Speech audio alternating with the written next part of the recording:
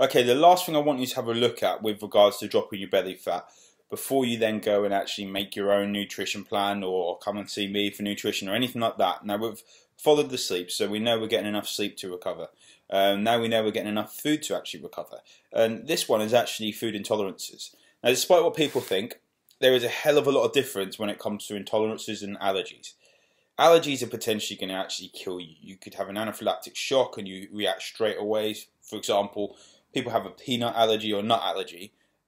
When I flew back from Egypt, there was someone that had a nut allergy on the plane. No one on the plane was allowed to have nuts. So they could have got into the air conditioning and they could have killed that person. Have an anaphylactic shock, and yeah, the rest is history. Intolerances. Now, they're a little bit harder to detect. And I've done a video based on that Monday morning feeling when people go out and have a curry and takeaway drink on a Saturday night. They feel jet lagged because they've had a lay-in on the Sunday morning, and then Monday morning they're feeling the effects of Saturday night because of the food intolerances they've had, and they feel shit on a Monday. By the time Thursday comes, they've been in their routine for 3 or 4 days. The intolerances have gone out of the body. They feel amazing on the Thursday. Friday is feeling great because they're looking forward to the weekend. They go out Friday and Saturday night and the same shit happens again. It's like a vicious circle. So an intolerance is something that you would react to from anything from a couple of hours, sometimes even an hour, like usually 3 hours, 2-3 hours, up to about 3 or 4 days. So that makes it so hard to detect. So if you imagine, if you're not tracking your food and tracking the way that food makes you feel, then you're not necessarily going to know when you had this food and when you start having that feeling. So different foods cause different levels of inflammation, and a lot of people have the intolerances. Big ones that jump out are things like gluten, lactose, so wheat intolerances, eggs. For example, my intolerances that make me have issues are eggs, cashews, and lentils, I believe, from what I remember. Now, I don't really have lentils anymore, so that might be fine to eat them now, and who knows, I might try at some point. I'm also gluten intolerant. So what happens when I have these foods?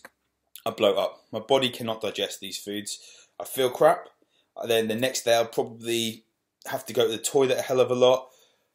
I'll get brain fog, and I'll try and go to the gym, but I won't be able to do anything. So we have those fat days.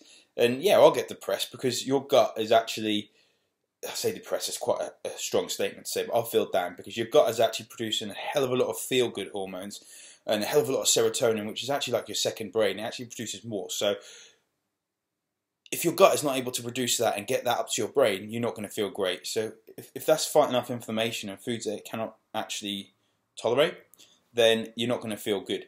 But what also it does, it holds the water retention, as I just touched on. So if you're constantly putting your body through that stress, again, you're not going to be able to recover.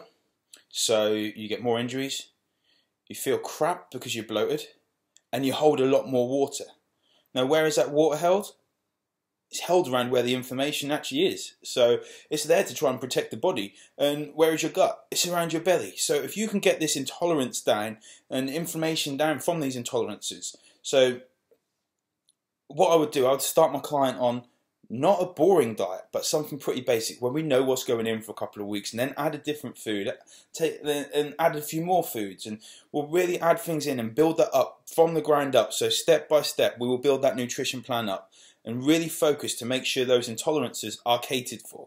Now, that doesn't mean you can't ever have them, but it's just knowing the effects of what is going to happen. If you've got a race coming in on Sunday, don't go and have a food you're intolerant to on the Friday night and then perform shit on the race, because literally it's down to you what you eat. If you've got a photo shoot coming up, and if you've got a big one, a wedding coming up, then don't go and have a Chinese that you know you're really intolerant to. Go and have a Burger King on the Friday night and then not be able to fit in your dress and feel shit on your wedding day.